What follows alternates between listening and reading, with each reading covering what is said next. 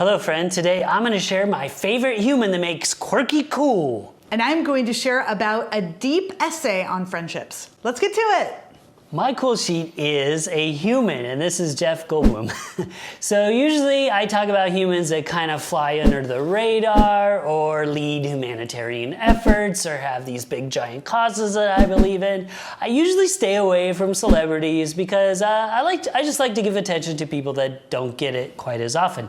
But Jeff Goldblum is one of these rare exceptions where I just had to talk about him and how he's actually kind of made my life better in a real tangible way.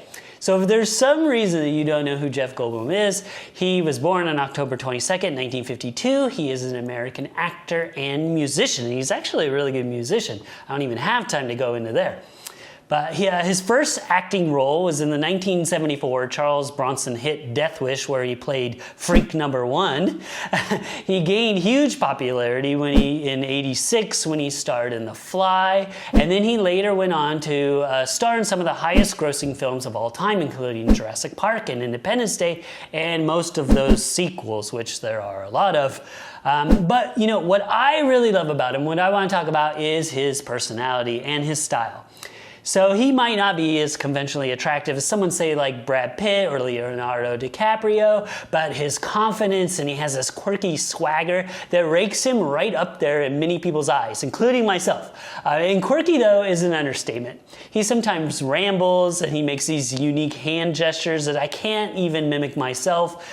He has unique phrases and kind of funny reactions when he's listening to someone speak, but they're super genuine and real to his personality, and you can tell that he's a really good listener because of his facial expressions, and he's always like on the edge of every word that someone is saying.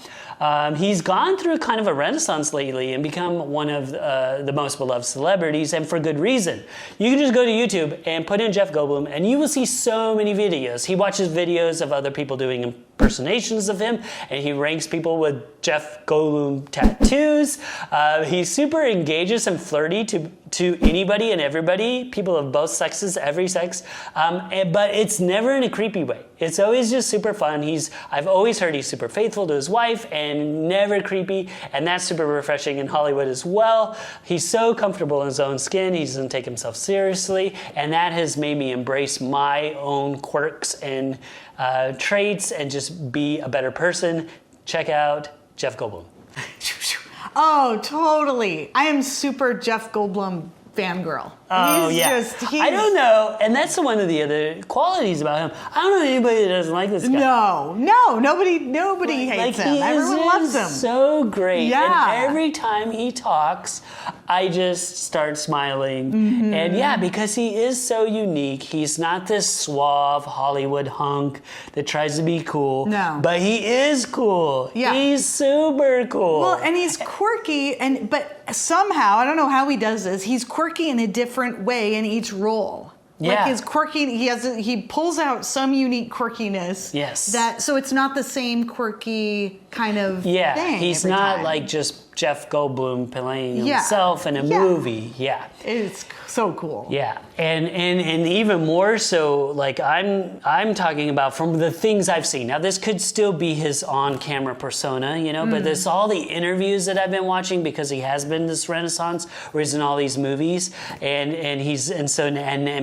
people are starting to like him so much that they're doing these things where he sees people doing impressions I love that. of him. I want to watch that. And That'd be fun. he loves it. He never has a bad thing to say about anybody, which is just such a unique trait these days.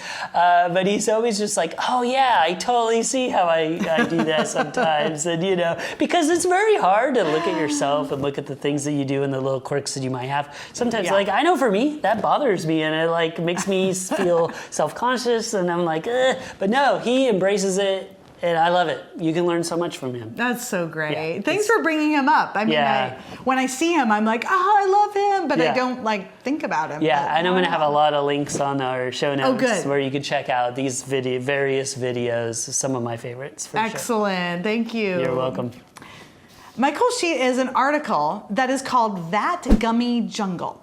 what a weird name, because really this article is all about friendship. I've never heard that term before, but they made it up. But I really want to talk about this article because with this very unobvious title, it is an in-depth essay about friendships, their complexities, their simplicities, from many different vantage points over the centuries, literally the centuries, and from different artists and writers, all tied together in this beautifully written essay. The writers included here address ways in which friendship can bring out our most and least admirable qualities. They keep it real. These writers consider the range of friendships from the most inspiring and enduring to the most fragile or even poisonous ones.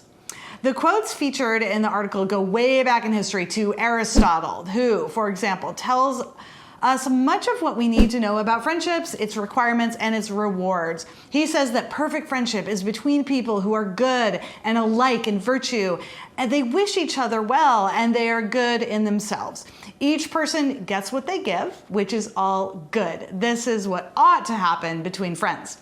There are reminders in this article that our ability to speak openly to a friend functions as a kind of safety valve. A friend's understanding and wisdom, when shared with compassion, can make all the difference. A friend can tell us what we need to hear, truths that might not have occurred to us on our own.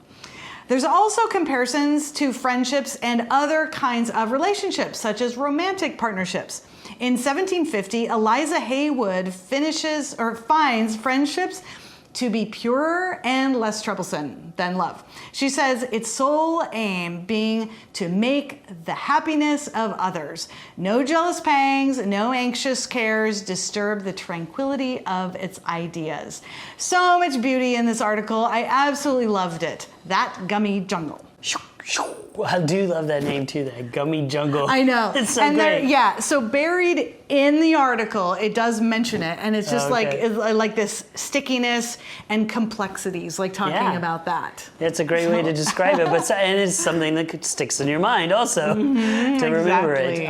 And this is so interesting because I was like this close to also featuring an article about friendship that's different than this, but a lot of the same themes. Today. Oh, weird. And I just took it out I actually, to be quite honest, it's a long article. It's like a 25-minute read. And I was like, okay, I'm finishing these today, and I don't have time to read 20 minutes and then take take notes. That's another probably hour on that one. Right. So I have it shelved. I'll send it to you early because I think you'll like it with this one especially. But a lot of this, like I said, a lot of that same themes. A lot of its basic premise was, what if we considered friendships the framework of our relationships instead of love? So kind of that same idea, and how some people do, and how that's fine, but it's still not culturally accepted by everybody. I know for me as a single person, I've definitely faced that in the eyes of family and friends that didn't quite get it at first or whatever. So I love it. Of course, I definitely love this article. I can't wait to read it. And then when I read the other one, compare them and see. And wonder if they pulled from some of the same information would be interesting. Yeah, that would be curious. Yeah. And I will say this one's much shorter. I think I read it in, I'm going to guess 7 minutes. I don't know. But yeah. Well, cool. Yeah. I thank you so much for sharing that. You're welcome. Because friendships is one of those things, it's kind of getting more light. Like friendships are becoming more important in your overall happiness and mental well-being. I think that kind of stems from things we've talked about before, like people are getting married at a later age. So the friendships are usually the foundation instead of just finding your life partner and then that's it. It's like, no, you have friends too, and how that works in the realm of relationships as well. Because sometimes that can get messy and weird, and for sure. But I'm really glad we're talking about friends more. Yeah. Cool. Thank you so much. You're welcome. Don't forget you can check out that article and everything else on our show notes at 10bestest.com/heat. Thank you for joining us, friend. I'm Brian Hart. I'm Karen McFarland-Holman. And let us know in the comments, who's your celebrity spirit animal? And let us know, how important are friendships in your life right now? If you're enjoying the show, smash that like and share it with a friend. Stay tuned tomorrow for another great show. And don't forget to stay curious.